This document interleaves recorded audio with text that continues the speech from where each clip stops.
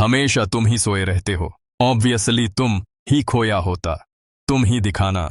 Serial Kumkum Bhagya में आ गया है बहुत ही धमाकेदार ट्विस्ट। जी हाँ, आप आने वाले ट्विस्ट में देखेंगे कि यहाँ पर बप्पा का आगमन होता है और उसी के दौरान अब सोनालिका ने बहुत ही बड़ा कदम उठा लिया है। जी हाँ, यहाँ पर वो रूम में बेहोश पड़ी मिलती है और उसने अपने हाथ की कलाई तक काट ली है।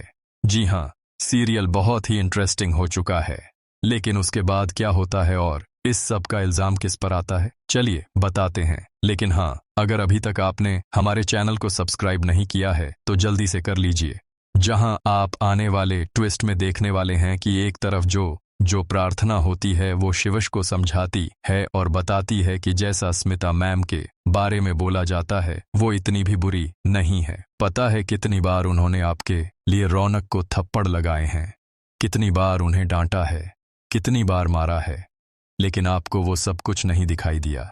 लेकिन दिखाई दिया तो कि वो कितनी रूढ़ है।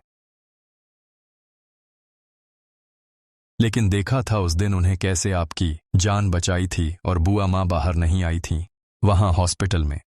लेकिन पता है वो आई थी, वो अंदर भी आई थी और आपकी जान भी बचाई थी और गुंडों से भी लड़ी थी।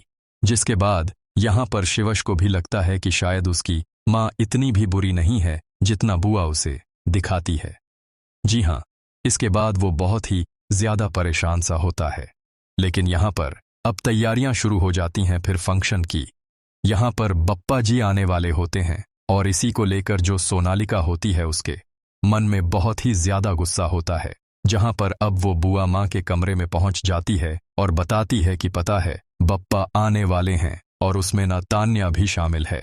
जिसके बाद बुआ माँ को गुस्सा आ जाता है, वो जाती है तान्या के पास, उस पर चिल्लाती हैं और कहती है तेरी हिम्मत कैसे हुई इस सब में शामिल होने की, तुझे पता है ना कि मैं इस सब से नाराज हूं, फिर तू।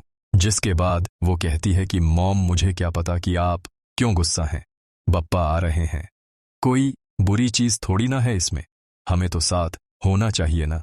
जिसके बाद यह आम पर बुआ माँ उस पर भी चिल्लाती है, लेकिन यहाँ पर अब जो सोनालिका है वो बुआ माँ पर भी चिल्लाती है। जी हाँ, यहाँ पर सीरियल बहुत ही इंटरेस्टिंग हो जाता है। लेकिन अब बप्पा के आगमन के दौरान जब घर में पूजा होगी तो यहाँ पर शिव अपने दिल की बात कह देगा।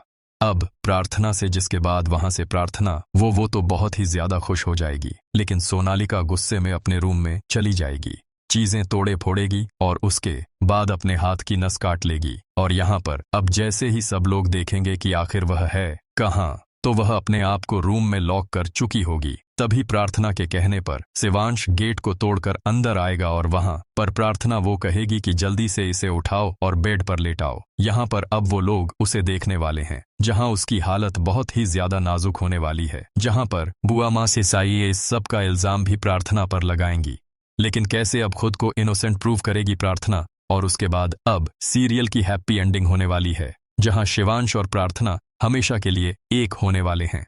तो भैया आप हैं कितने एक्साइटेड आने वाले 2 के लिए, हमें जरूर बताएं। ऐसी खबरों से जुड़े रहने के लिए आप हमारे चैनल को जरूर सब्सक्राइब कर लें।